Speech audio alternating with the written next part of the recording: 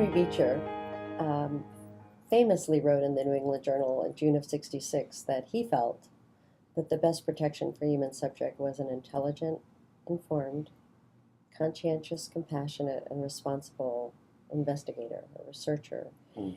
And research has changed a lot from the age when the PI created a hypothesis, and we now have a new face of research and a new role for researchers. And I wonder if you talk about that change and what you see as the PI's current role versus the old days with the Beechers.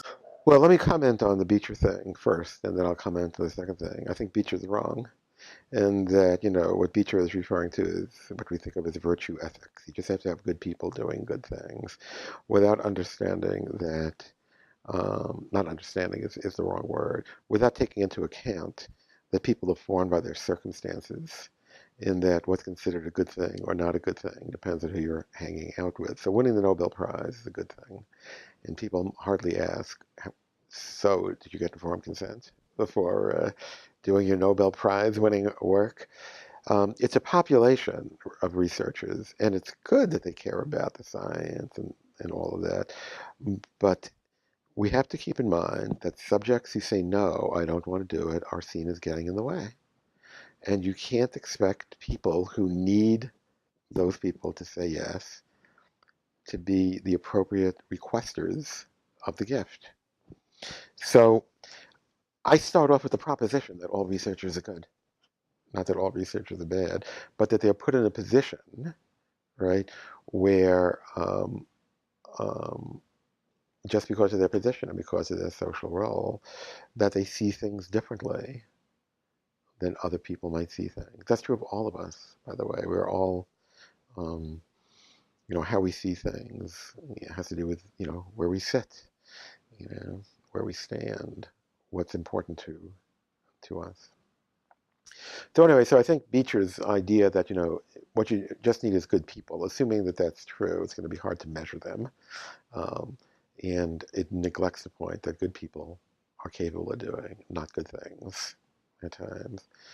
What is interesting to me is that no one, while people have fallen all over themselves to turn subjects into participants, that no one has suggested that principal investigators should no longer be called principal investigators. They should be called like research clerks or research runners or something like that.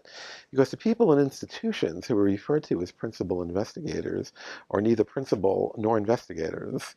That if you think of an investigator back in the olden days of the 70s as someone who comes up with a hypothesis and creates data collection models and statistical models and runs it in a small laboratory, those are principal investigators.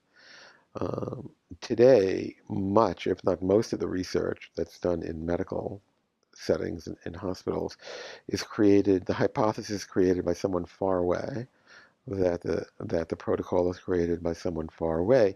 And in fact, when suggestions are made in changes of the protocol, the quote-unquote local principal investigator often says, I can't do that because there's somebody out there who has told me what to do. And so they play a much more, and the word that comes to mind is clerical role, in that they're told you draw 3 tablespoons of blood, you draw 3 tablespoons of blood. It doesn't require any discretion on the part of the local person, the local doctor. So I have no idea why they should be called principal investigators. But the principal investigators are the people sitting in the NIH or sitting at Merck or Glaxo, or those are where the principal investigators are today. They're mostly not in the hospitals. So by calling them principal investigators, it's deceptive. That to go in and say, hello, Mr. Participant, I'm a principal investigator, means that no one has any idea what anybody is actually, what role they're in.